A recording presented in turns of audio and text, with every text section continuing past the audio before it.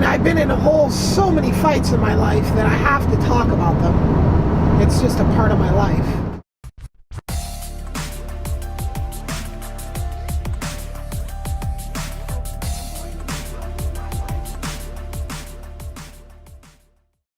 One of the things that I did in the spare time that I had was me and this little friend of mine, we started a candy business.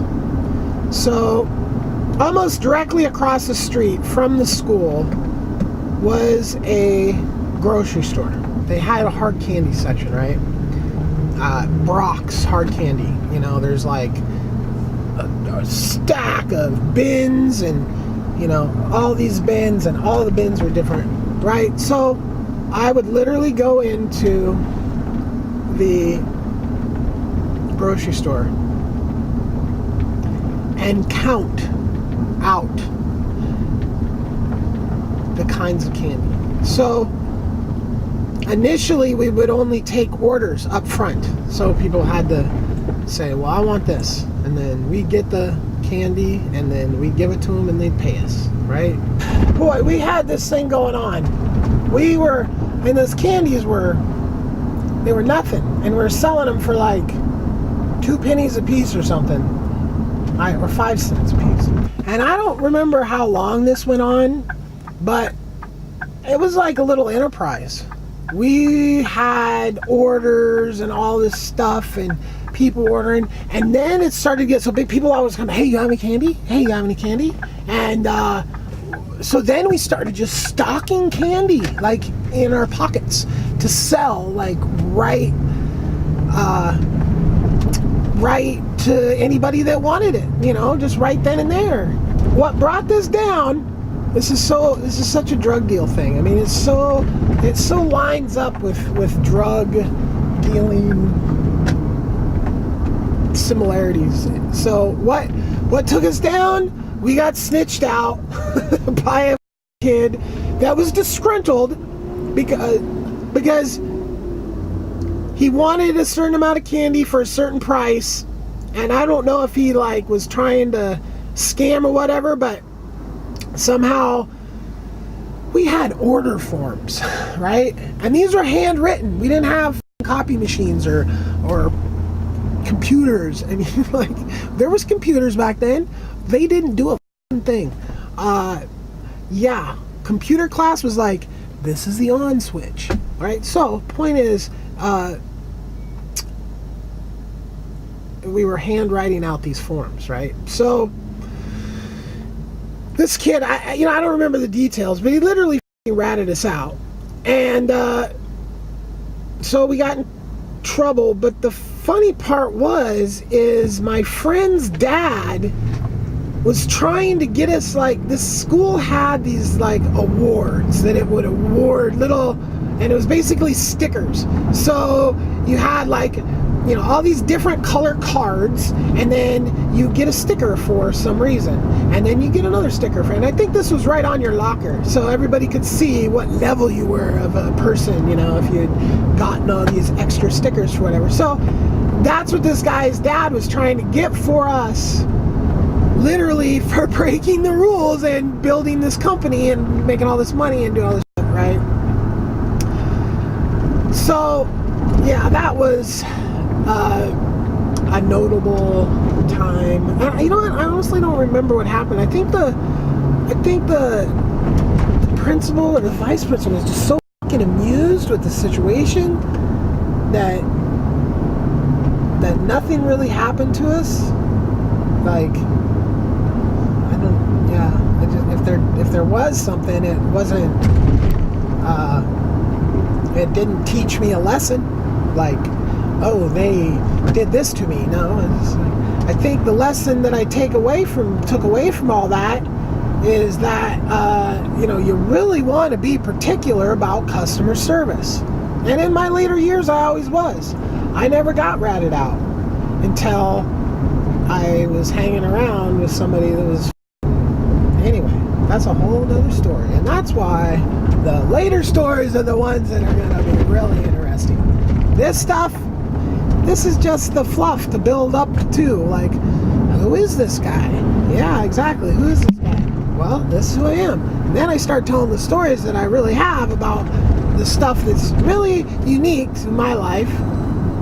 Probably a few other people in the world, but definitely not stories that normal people tell. I also started karate class in junior high school. Now this just added a whole nother layer of this strange, like, transporting, like, I had spent way too much time on public transit at a far too young of age, like, in my opinion. Like, second grade, you gotta ride the Trimets, and now it's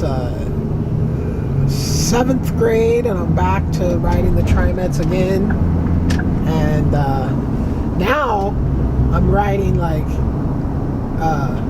so I get off of school, then I get on the Trimet, then I ride out to the karate class. Now this karate class was about as ghetto douchebag as you can get. American States Karate. Bunch of violent douchebags. I mean, there was a couple good guys in there, you know, that a couple of the dojos, because it was like a chain all around Portland. And but the guys that I spent most of my time around, douchebag, bully, pieces of shit, and just scumbags. This one dude, man, we beefed on into adult years. I mean, he was turned into a security at clubs and was just like a legend douchebag. So, biggest thing about these karate class was how ridiculous it was. So I'd get off school and I'd go out there, and it would be hours before the class. Like, they didn't put the class right after school got out. And, you know, they just wanted to do like 2 classes a day, and literally just these guys were just douchebags that would just sit around in their fucking karate gear all day like they were just the coolest shit in the whole world. And they wouldn't do a effing thing. I mean, 90% of the class was fucking calisthenics. Just basic push-up, sit-up. Okay, great. So, yeah, you're trying to make it obvious you need to be in really good shape. But, you know, we're here to learn the martial arts aspect of it, and to spend 90% of the time doing push-ups and sit-ups. And, you know why? Because you could just go sit on your lame ass, your freaking violent, half-witted, stupid, and every one of those dojo leaders, you know who you're talking. You know who I'm talking to. You're just lame, right? So you could just turn the class over to some kid. Hey kid, go do calisthenics, right? And you could just continue to sit there and do nothing for your paycheck, which was probably because it wasn't probably a big profitable thing. So you're probably just like this underpaid, violent idiot, pretty much. So I hope I'm not beating around the bush with my opinion of these dojo leaders. Senseis, yeah. Oh, they disrespect that, because anyway, they were just douchebags. Violent douchebags that would, like, kick it with other violent douchebags and let the other violent douchebags just hang out at the dojo all the time. But kids that didn't have any place to go after school were just beat up and run around and like, oh no, you know, there's no classes, there's no, it's just like, okay, you can come in out of the rain, but we're gonna pick on you. So in karate, I progressed. I stayed in it for some years. I was in it from junior high school into high school. I think I stopped. I think I was just getting too fat, if I can remember right. Too fat, and I just didn't like it. You know, just the way it was going. It was so it was about tournaments, and so I lasted, I don't know, 3 years or something in karate. Now, I think it's probably overall it was a negative experience, but there was some benefit from it, little bits, just skills that I used, defense stuff. So, wasn't 100% waste, but overall I'd say it was detrimental. It's this huge waste of time, stagnating time, where I have super high IQ. I should have been doing super high IQ stuff, not riding the buses to go hang out in some lame dojo with some violent douchebags to then take a half-assed karate class just to waste. But this is just ridiculous. In grade school, I remember one of the biggest things I remember was, this is Reagan, cutting public school. It's cutting the school budget. So one of the main things I remember in grade school was disappearing programs, namely like sports stuff, right? So when I first started grade school, there was everything: gymnastics, wrestling, basketball, baseball, no hockey, everything, all the standard football, all that stuff, right? It was but then this was gone, and that was gone, and all I remember hearing the teacher say, "Oh, the budget got cut, they voted it down." This was the attitude of the nation, was like, "Oh, we're just gonna starve the government. The government's the one that pays for the kids to get smart. So when you starve the government, you starve the kids." And that's what the right-wingers want, because they want a bunch of stupid kids, because then they vote for more right-wingers, okay? This is the bottom line. There's whole books written about this. You don't have to take my word for it. You can go look at my videos about a resource-based economy and how number one should be education.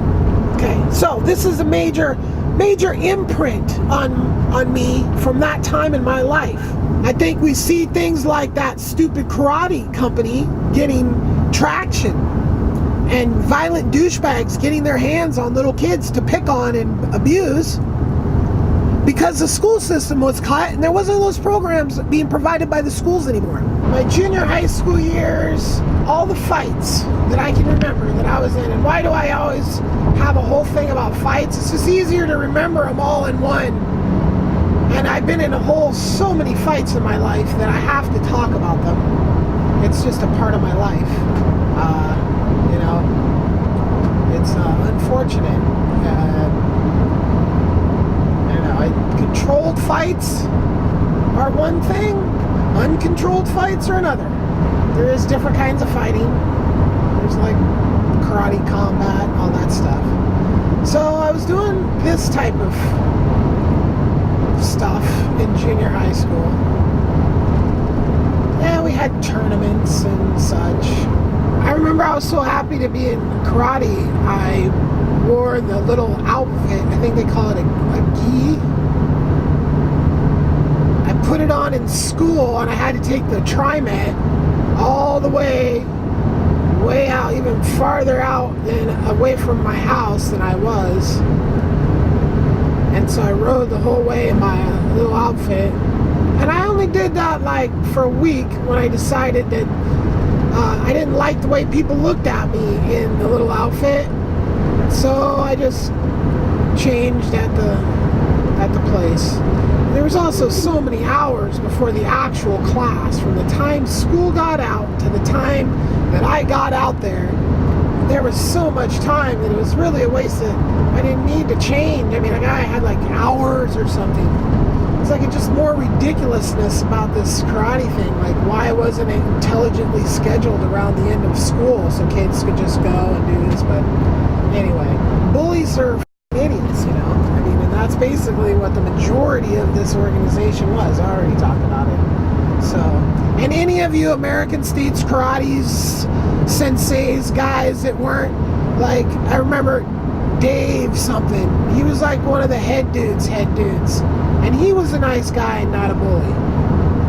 like the first guy, but he went like up the chain and left the place that I was, and the people that came in.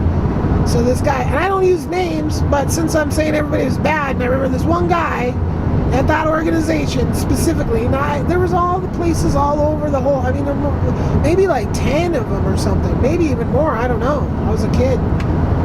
And so I had experience with the one in Milwaukee, Oregon, and then some other people from some of the other dojos that kind of hung out together. And I'm not exact. I think Foster Dojo was one where some of these people were at as well.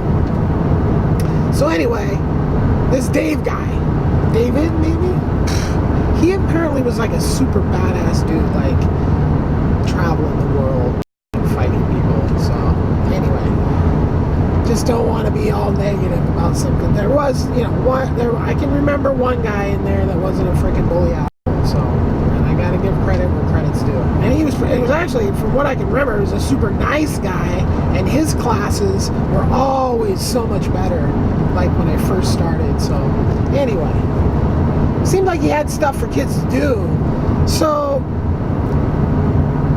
probably the most notable fight that I remember in junior high school was with this little black kid. He sat behind me in a class. I don't remember what the class was. It was a class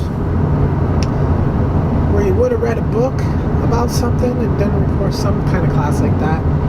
So he sat behind me one day, and just out of nowhere, he just calls me white trash. And the shoe might have fit. Well, I turned around and called him the black equivalent of white trash.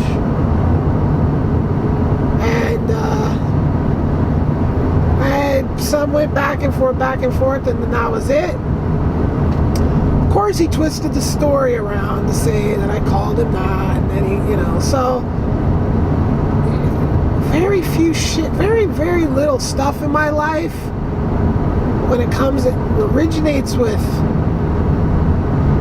other people's being in reality with the truth.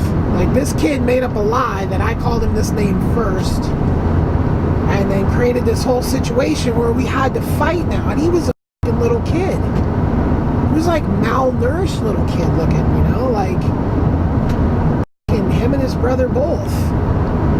Poor as so, and right? So he, after school, in front of the buses, took a swing at me, and we ended up down on the ground, and I ended up on top of him. And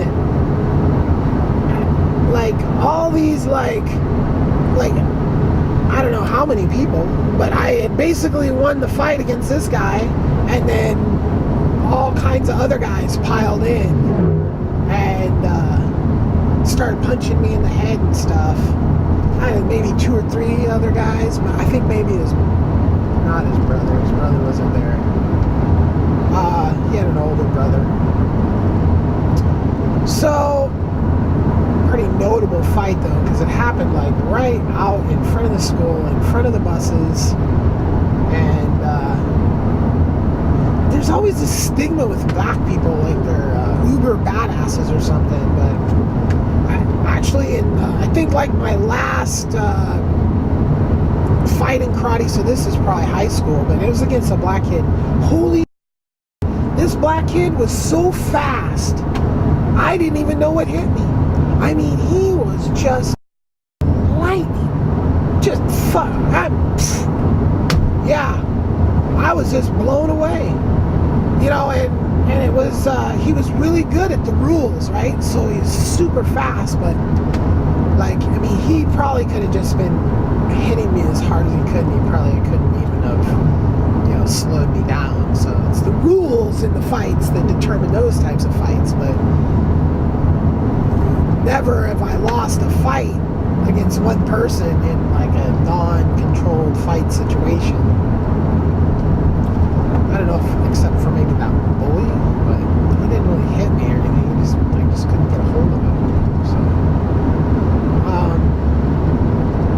yeah, I honestly don't think there was any other fights. I might remember something else, but